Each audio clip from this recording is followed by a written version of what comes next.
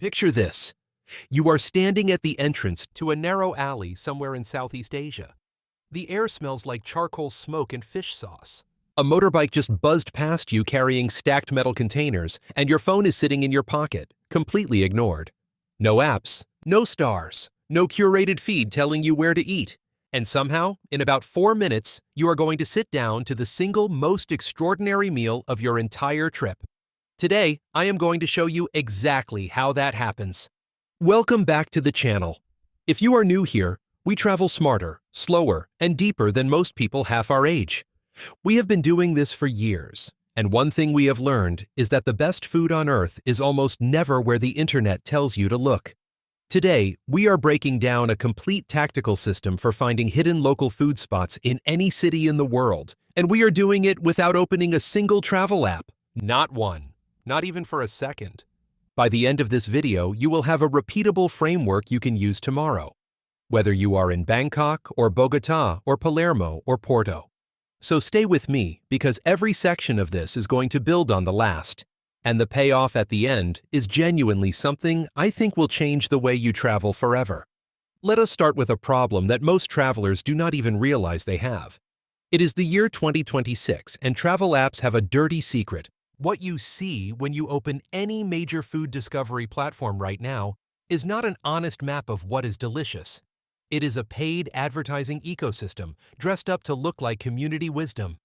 The influencer placement problem has reached a level that frankly borders on deceptive.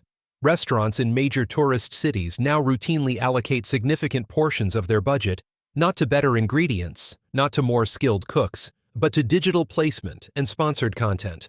A creator with a large following gets a free meal, produces 30 seconds of beautiful footage showing glistening food under golden light, and that restaurant gets flooded with visitors for the next 3 months, regardless of whether the actual cooking is any good. And then there are the AI-generated reviews. By 2026, the review sections on popular platforms are absolutely seeded with machine-written content. These are not humans sharing genuine experiences. They are algorithmically generated text blocks designed to push restaurants up rankings, and the platforms themselves are struggling to detect and remove them fast enough. So when you open an app and read glowing descriptions about the ambiance and the flavor profile and the attentive service, a significant percentage of what you are reading was never experienced by a human being at all. Now here is the psychological trap that really gets people. The 4-star rating. Think about this for a moment. When you see a restaurant sitting at 4.1 or 4.2 stars with 2,000 reviews, your brain interprets that as reliable consensus. It feels like safety. It feels like a smart choice backed by community agreement. But what it actually represents is the averaging out of every person who ever walked through that door, including tourists who only ordered the English menu items, including people who gave 3 stars because the Wi-Fi was slow, including the AI-generated reviews pushing it up artificially. That number is not a measure of culinary greatness. It is a measure of broad inoffensiveness.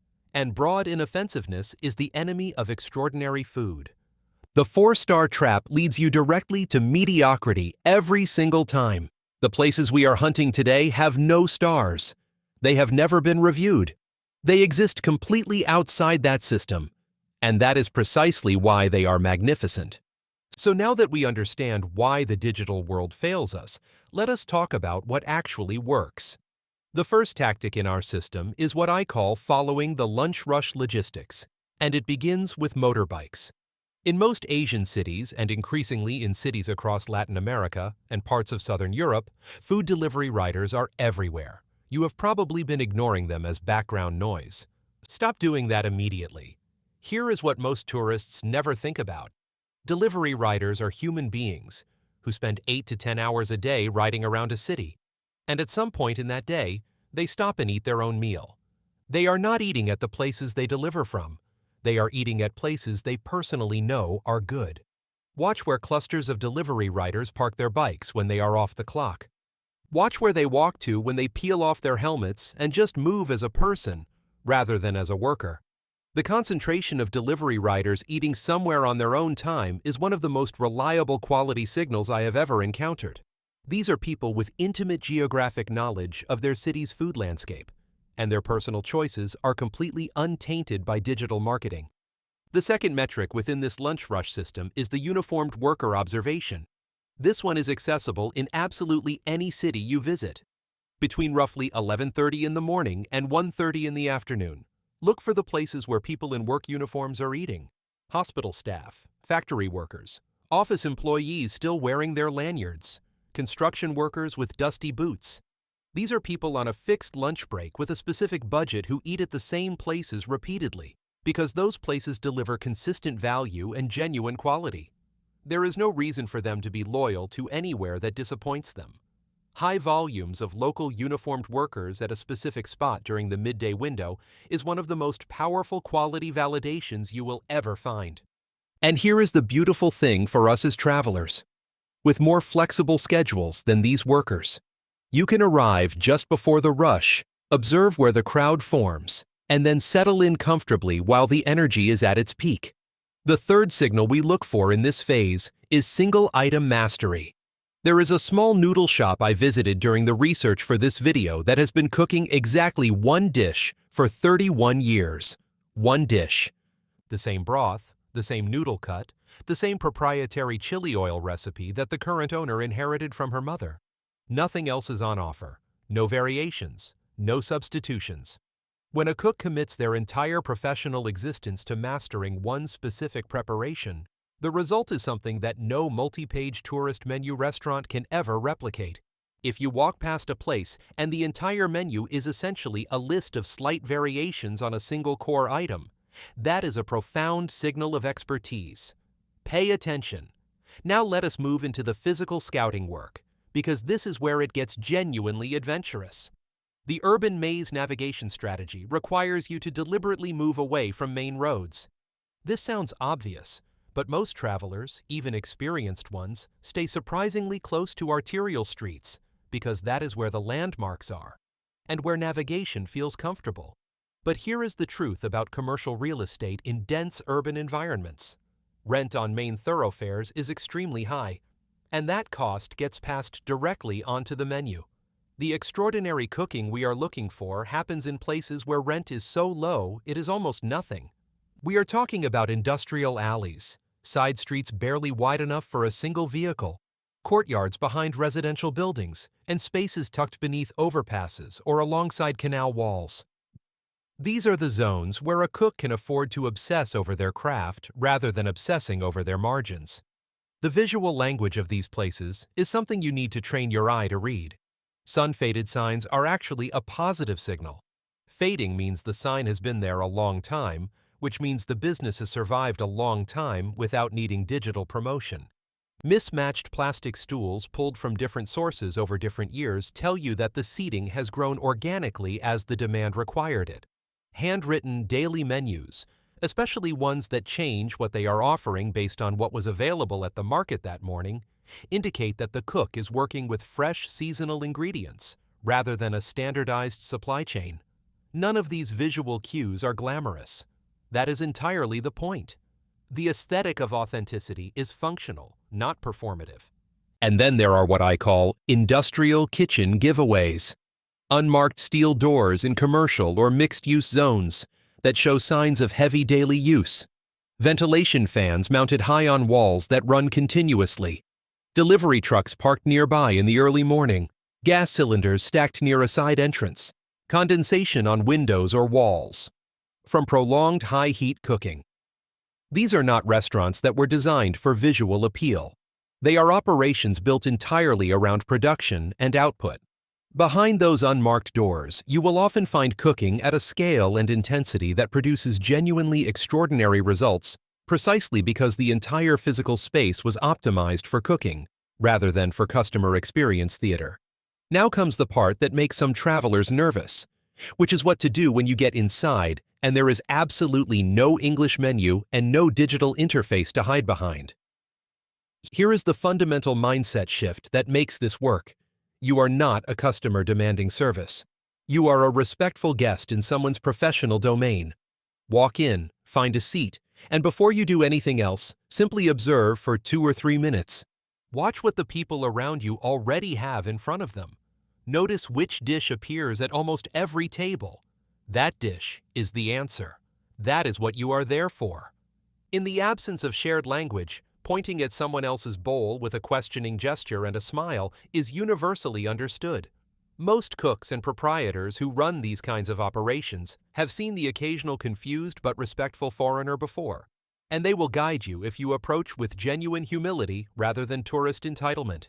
The daily special chalkboard, or handwritten board, is another communication tool that works in your favor, even with a language barrier. If a board is being updated or changed on a daily basis, that tells you something critical about how this kitchen operates. Fixed menus exist for operational convenience. Changing menus exist because the cook is responding to what is available and fresh. Even if you cannot read the specific words, the fact that the board is clearly freshly written that morning, with chalk still bright or ink still dense, tells you that today's food was decided based on today's market run. That is a meaningful quality indicator that transcends language entirely. And a note on respect-based etiquette, specifically for us as senior travelers. We actually have a natural advantage here that younger travelers sometimes lack. In most of the cultures where the best hidden food exists, age commands genuine respect. Walking in calmly, without urgency, without pulling out a phone immediately to photograph the space, without loudly discussing the menu in English over the cook's head, signals a level of cultural awareness that is immediately recognized and appreciated. Take your time. Acknowledge the person cooking with a direct and genuine look of appreciation. These small acts of human recognition open doors that no app can ever unlock. Now for the moment we have all been building toward. The validation. You have tracked the motorbikes. You have followed the uniformed workers. You have navigated the alleys. You have found the unmarked door. You have sat down at a plastic stool across from a pot that has been simmering since before sunrise. And now the food arrives. What happens next is something I want you to experience with full awareness, rather than through the filter of comparison to some influencer's highlight reel. The flavor profile of genuinely local food, made without any reference to tourist expectations, is often startling on first contact. It might be saltier than you expected, or spicier, or more aggressively savory. The sweetness might come from an unfamiliar source. The texture might be softer or chewier or more gelatinous than the sanitized versions you find near tourist zones. This is not a flaw. This is the actual flavor of this place. When you eat a dish that has been made by the same hands using the same techniques for decades, without ever adjusting to suit a foreign palate, you are tasting something with genuine cultural integrity. And the moment your brain stops searching for familiar reference points and simply accepts the experience on its own terms, that is when the meal becomes extraordinary. Compare that to the version you might have eaten at the 4-star rated restaurant featured prominently in every major travel app for this destination. That version has been calibrated, adjusted, softened at the edges to achieve maximum acceptable satisfaction for the broadest possible audience. It is a committee decision disguised as cooking. The meal behind the unmarked steel door is one person's lifetime of accumulated skill expressed without apology or modification. There is no comparison. What I call the value-to-soul ratio captures this difference in a way that resonates for travelers on any budget. The meal behind the steel door almost always costs a fraction of what you would pay at the curated tourist spot. Not because the quality is lower, but because the overheads are lower, the marketing spend is zero, and the pricing reflects what local workers can actually afford to pay daily. You are getting more flavor, more integrity, and more cultural authenticity per dollar spent than you will ever find through an app recommendation. So let me give you the complete portable framework to take into your next trip. Step 1. Before you arrive in any new city, do not open food apps. Instead, spend 15 minutes looking at hyper-local community spaces online. Not the big platforms, but neighborhood-specific threads and local city forums where actual residents complain about commutes and discuss where to eat on a Thursday. The language will be local. Use a translation tool and look for the names of places that come up repeatedly in non-touristy contexts. Step 2.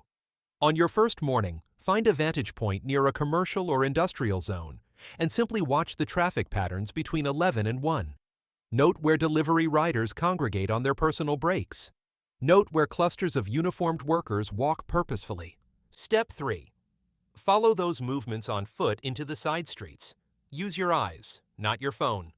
Look for the visual authenticity signals we described. Sun fading, handwritten boards, mismatched stools, functional rather than decorative spaces. Step 4.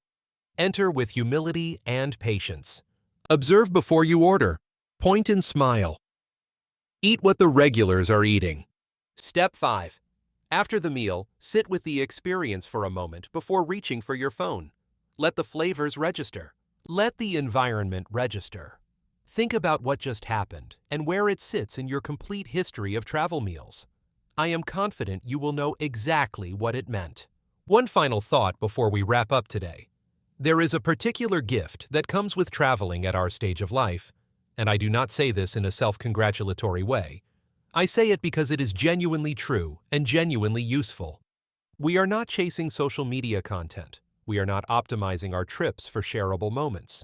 We are traveling because we love it, and because the world is endlessly fascinating, and because a bowl of noodles made by someone who has done nothing but perfect that one dish for 30 years is a profound and beautiful thing. That orientation, that patience, that willingness to wander into an unmarked alley and sit on a plastic stool and simply be present for what happens next, that is actually the single greatest travel advantage available to any human being on Earth, right now. The apps will never give you that. Only you can give yourself that. If you found this useful, please share it with a fellow traveler who deserves a better meal than the algorithm is offering them. We have a full series coming up where we apply these exact tactics city by city, and you will not want to miss those. Hit subscribe if you have not already. Leave me a comment telling me about the best hidden meal you ever stumbled into by accident, and I will see you in the next one.